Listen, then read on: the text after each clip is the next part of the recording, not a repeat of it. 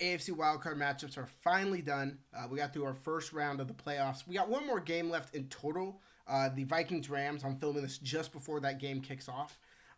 We will do our NFC recap tomorrow once that game's over. But so far, honestly, the weekend went pretty good. We have a couple really close games, a lot of blowouts, but interesting blowouts that tell a lot going into next season. And we're going to kind of break into that because it was mostly on the AFC side that this happened.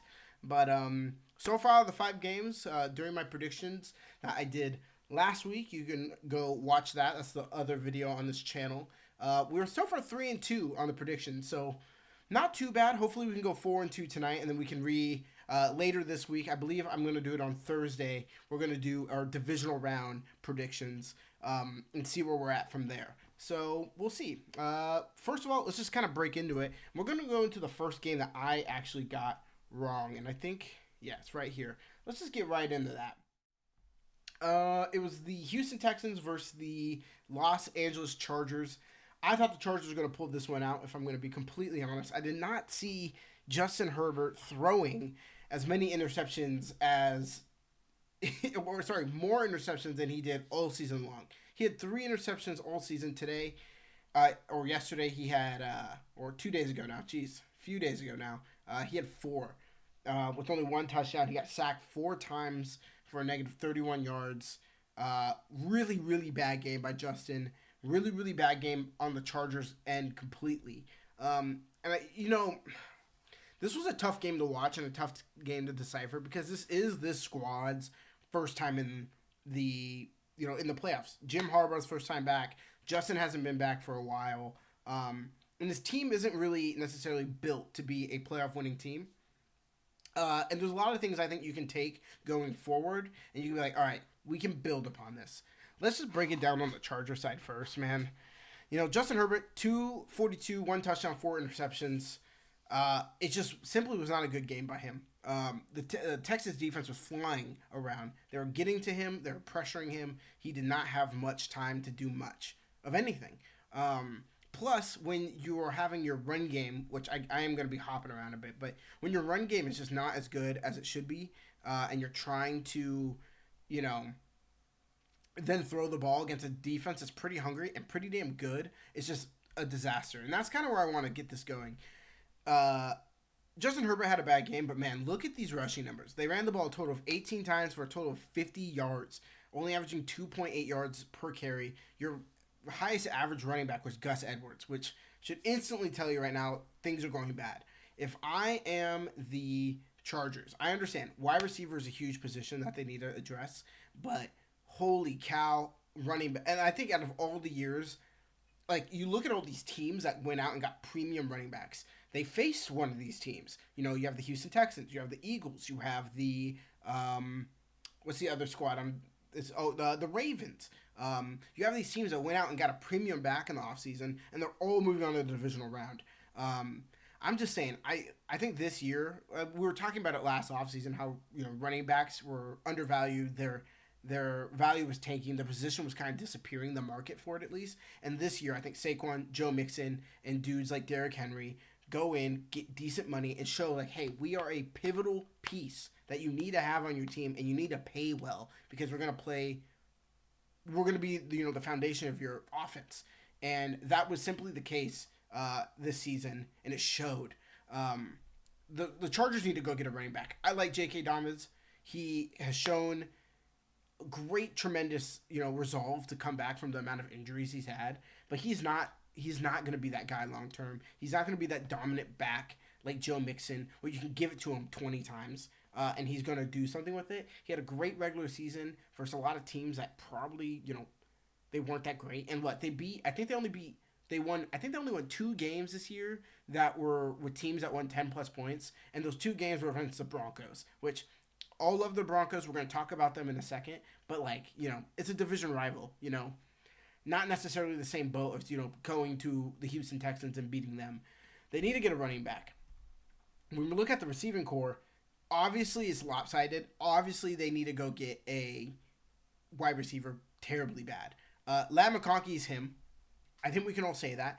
I, last offseason, was screaming for the Chiefs to draft Ladd McConkey.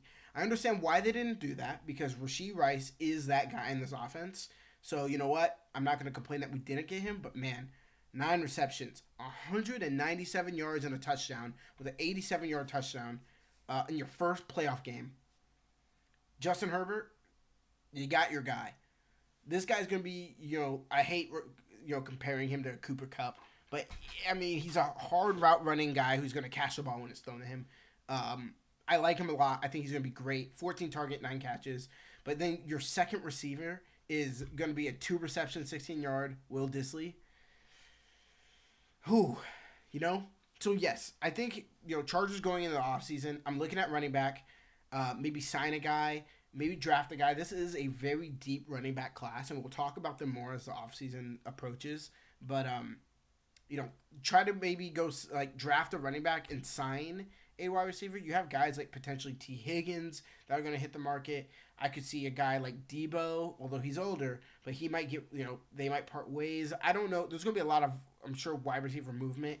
I've heard that the Dolphins have no plans to get rid of Tyreek Hill, but if there is even a slight plan, maybe go try to get him, pair him next up to Ladd McConkey, because this team needs to start winning games soon. You just had an 11-win season. You have Jim Harbaugh. You have Justin Herbert, who's only getting up there in age the longer he's in this league. We need to start getting some playoff wins under his belt, so you need to start going to go get guys. So I'm curious to see what they do in the offseason, and I'm very curious. Turnovers are an issue. Yeah, you had a fumble.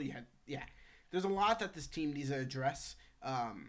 They have a great defense. They have a good culture. It's just now time to build on that. It's expecting them, and I fell for the trap of the Chargers are back, but expecting them to be dominant this postseason was a mistake on my end. So maybe next year we'll see what they can do in their draft. We're going to do videos on every single team, breaking down what they need to do in the offseason. So I'm excited to do the Chargers because I think they got a lot of things to look forward to. But man, Houston Texans, I will say, for a team that kind of limped their way into the playoffs, this was a really, really good get-right game. C.J. Stroud didn't have a absurd game, 282, 1 touchdown, 1 interception. That interception he threw too. I took notes during this game. They're on my phone, which is what's recording, so I can't look at them, which is an oversight. We'll fix that. But I do remember I had a string of notes that said, CJ, what are you doing? And then another one that went, oh, wait, CJ is that guy. He is such a good quarterback. He's still learning. He's going to have those, young player mistakes like every player does when they're first coming into the league. But you can see it with him. You can see those sparks, those moments. Even after he throws a questionable interception, he comes back and has a beautiful drive. Joe Mixon, like we just talked about, running back that they signed, 106 yards, 1 touchdown. What did he do on the receiving end? Only 1 catch for 13 yards, but that's still... He's picking up yards. Nico Collins, dog. Xavier Hutchinson had a beautiful grab. If you guys have the chance, go back and look at the film of this game. Xavier Hutchinson's grab on this was sick. But again, look, this team is also pretty top-heavy at receiver, which is fine. And pretty much like the Chargers. But you can be top-heavy at receiver, and obviously there's injuries. You're missing Tank Dell, you're missing Stephon Diggs, you're missing your whole core pretty much. But you can be missing your core and still be successful because you have Joe Mixon running the hell out of the ball, making it hard for defenses to stop him. That's huge. So it was a great game. Texans, you're coming out with the KC. That's going to be exciting. We're going to have a division breakdown video later. I'm pretty sure I already said that. That'll be later this week. We'll talk a little bit more about what to expect from the Texans next week. But honestly, great game by them. Can't complain. They looked great. It was a great bounce back. Let's bring in the Ravens versus the Steelers here. That was the next game here. And, I mean, it's almost kind of the same story, if you want to say so. First of all, Lamar Jackson, I mean, he's the MVP, right? I mean, both him and Josh Allen had some really, really exciting MVP-like plays. So I have a lot more to say about the Ravens than I do this, about the Steelers than I do the Ravens. Because the Ravens kind of showed us what we already knew. Lamar Jackson's dominant. He's going to make plays. He's an elite playmaker. He doesn't throw the ball that much. Only 167 yards, 75 yards with 2 touchdowns on 16 passes. But you look at what they do in the running game. He had 81 yards. Derrick Henry, 186 and 2 touchdowns. They ran the ball with 5 people.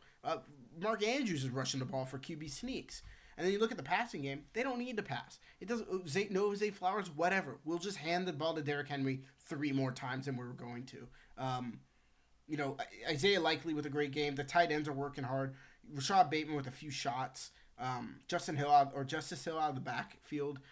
This Baltimore's team is looking really good. Their defense is buzzing. But again, I take this game with a grain of salt because I did not expect to see anything good from the Steelers at all. You look at what they did, Russell Wilson, man.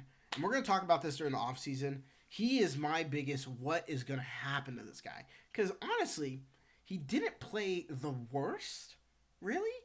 20, not a bad completion percentage, 270 yards, average of 9 yards. So when he threw, he was throwing for first downs almost.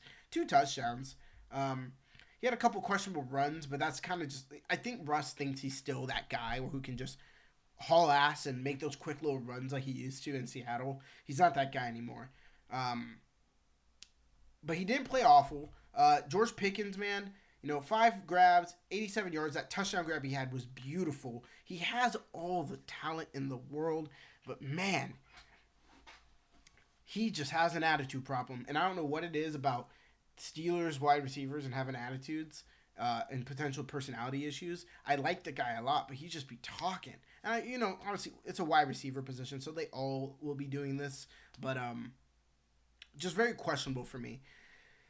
Yeah, the team just struggled. They can't get things going offensively. They can't finish drives, which is my biggest issue with them, and that is in part to do with Russ. What were their third down? I don't know if I can even look that up on here.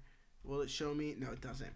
I don't know what their third down percentage was, but it's just the Ravens were too fast. They were too strong. The time of possession, I'm sure, was absolutely disgusting. Is there anywhere I can see that? Maybe not. ESPN we probably won't use for future one of these. I'll find another site that has a little bit more of the game info in general. But I'm almost certain with how many times they rush this ball. You just look at this. 26 carries, 15 carries, one total 50 total carries in rushing compared to 11. And they only threw the ball 9 more times. So yeah, that just tells you instantly what the game plan was. The Ravens were not letting Russ have this ball. We're running the shit out of it, and we're going to be picking up first downs. Because when you have a guy like Derrick Henry who ran for 26 times, he ran 26 times, and he's averaging 7 yards per run. I mean, game over. You just run the ball to him every time, and he's picking up first downs in 2 shots. And then he's eventually going to score. I think, what was the drive? They had, I think it was 13 runs in a row, and it started, at the 20, 25, wherever it was, 30. Starts there. They run 13 times in a row, and they score a touchdown. That's bad. That's bad news. You can't get away with that and think you're going to win a game. And that's what I'm saying. I don't think the Steelers offense necessarily played bad, but the Steelers defense could not stop them. And if you can't get a stop, you don't give your offense an opportunity, or at least less opportunities, which puts the pressure on them. And putting pressure on Russell Wilson to win a game at this age is just not a winning strategy, in my humble opinion. So Steelers, lots of work to do in the offseason, lots of questions. Where's Russ going? Are you going to keep Fields? Is Tomlin going to stay? Are you going to keep running back with just Najee and Jalen? Is George Pickens going to still be on this team, or is he going to complain his way out of it?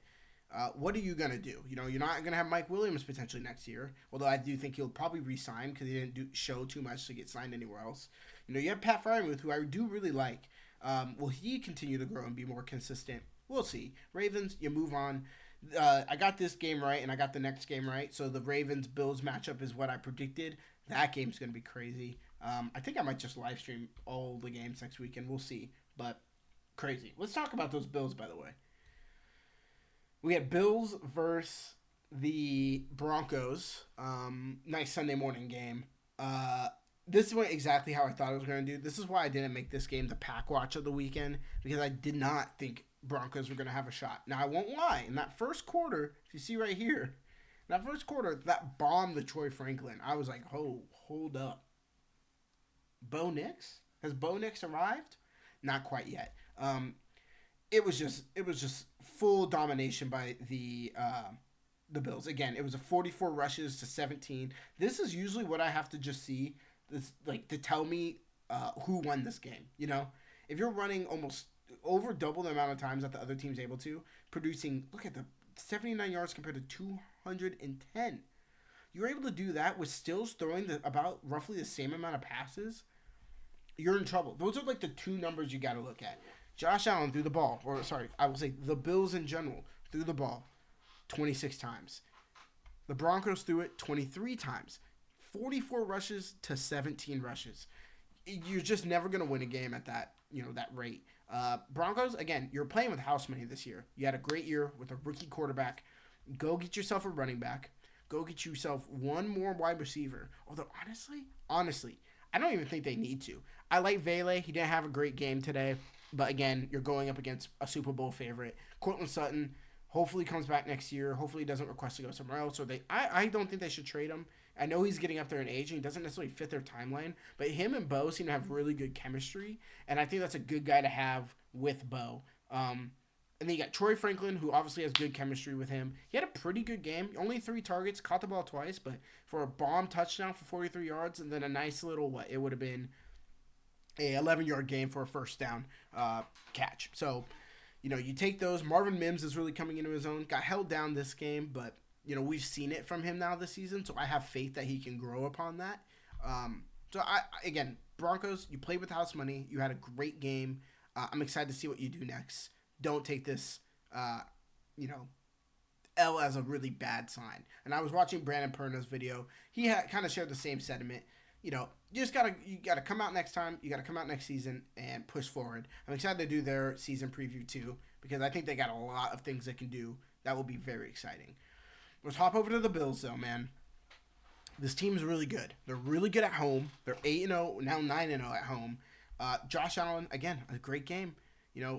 Not turning the ball over. He's running the ball efficiently.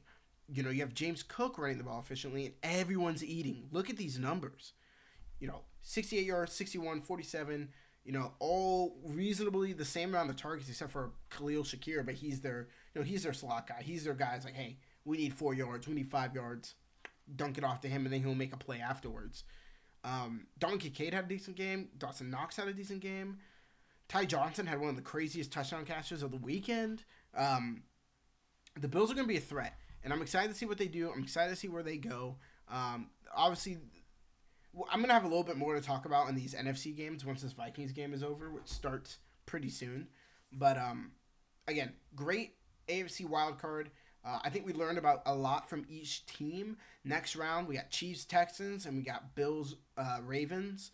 I'm very excited to see what these games are going to entail. We're going to break those down later in the week. But appreciate you guys coming by. I hope to see you guys next time. Do the like and subscribe thing. Let's end it here. Do the like and subscribe thing if you want. Share this shit. We're just having fun here. I am going to be live streaming the Chiefs game this weekend. Every single Chiefs game for the rest of the year, and then going into next year, I will be streaming. So tune in. It's at Highballshow on Twitch. Hopefully by next video you'll know if I have dual streaming going. If I do have dual streaming going, it'll also just be on this channel where we'll be live. And we're gonna watch the game. We're gonna react to it. It's the first game of the weekend, so it'll be a great one to watch. I'm very excited for it. So appreciate you all. Let me know if you guys expected all these games to go this way in the comments. And let me know what you think is going to go on forward. I'm excited to see what your guys' thoughts are. With that being said, I'll catch you guys later. Stay high, and have a good one.